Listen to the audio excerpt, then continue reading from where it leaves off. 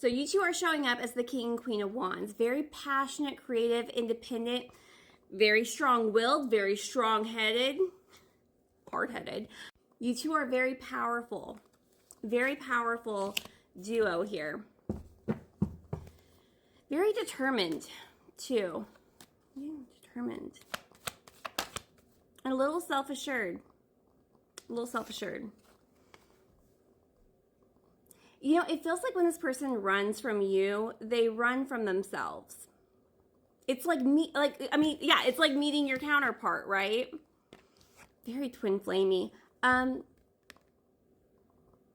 It's like the desires that they have for their life. We have the Ten of Cups here. We also have the Chariot. Very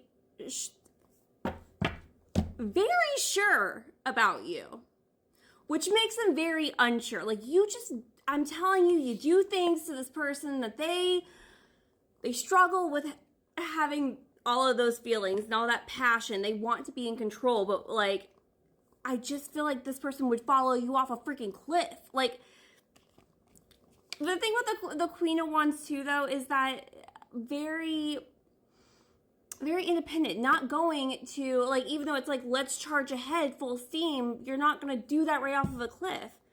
I think they're more worried about themselves. Like, I always like to play with fire. I'm also getting, anywhere you go, I'll follow you down.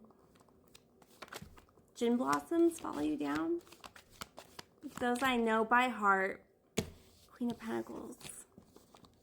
There is so much that can be built here with you two. However, we do think about the King of Wands. We do have to also take into account the King of Wands, it tends to be, like we've already said 12 times, controlling, possessive.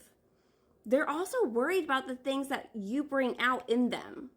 Like, not just like the great, wonderful, yes, you bring out all of their wonderful attributes.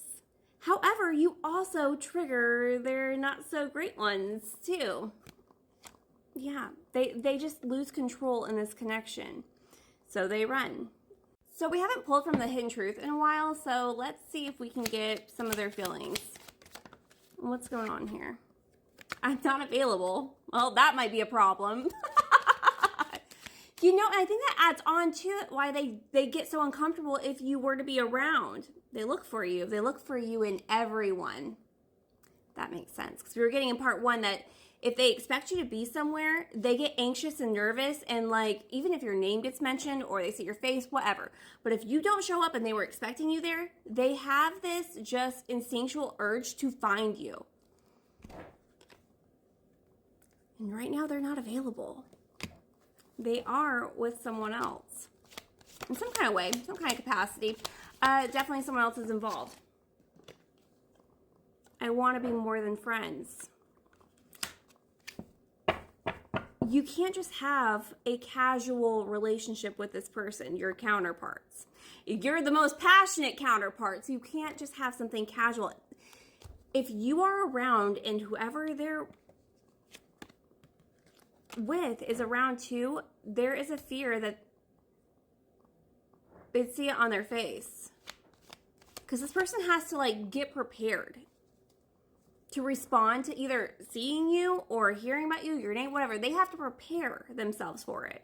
To like come off unbothered almost.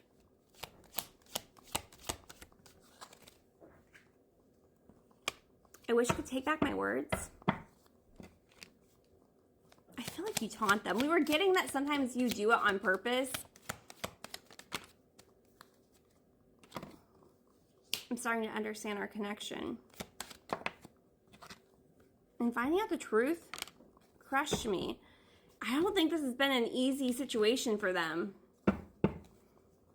To figure out that you two are counterparts. That you two are equals. Which, I mean, we know that, right? Because we were getting in part one that, like, you stir up all the things that it makes them feel out of control. It's very dangerous. Are you a forbidden lover? Oh, shit. Okay, so we have separation here and we have trash. and obsession on the other end. So separation down the middle, we have trash and obsession. It feels as though this person, especially with like, I wish I could take back my words and everything, they may have been aware of you having a big importance to them. So it's like, we know that they have this obsessive energy over you. They don't want anyone to know. So it's like literally giving the opposite. I don't care, unbothered, whatever. Because it's not hate, right? The opposite of love is not hate. It's indifference. They act like they are indifferent towards you. That's why they have to prepare. That's why they have to prepare for you to be around so they can come off as unbothered. And also, they probably have treated you a certain way that wasn't very nice. Songs. Okay, so in part 1, I did pause it like partway through because I was getting that song. If there's any other songs on that list, pay attention to that. Yeah. This is inspiration. Also, there was a big shift around winter time with this connection. And them feeling inspired by you. Seeing signs of you. Wanting to get more signs of you. Secret. Oh, I love a secret. Yeah, you pull on their heartstrings. Secret heartstrings. They're worried that there's going to be some kind of mind game. Some back and forth, push and pull with you two. Because you both are very strong-willed and hard-headed. And they're with someone else. That's also a problem.